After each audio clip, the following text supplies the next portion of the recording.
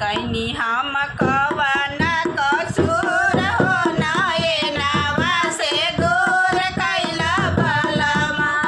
कैनी हम कवन कसूर हो नयनवा से दूर कैला बलमु।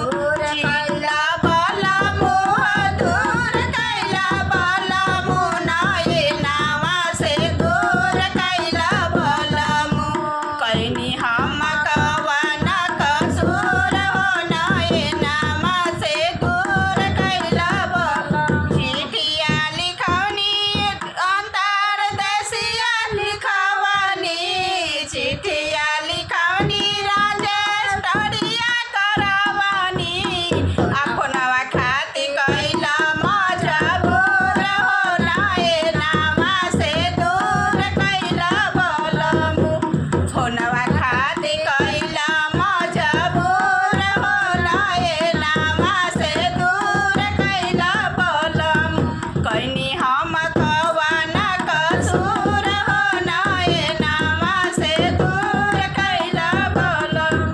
प्लीज़ बड़ी मेहनत करतनी, लाइक सब्सक्राइब जरूर करब सब।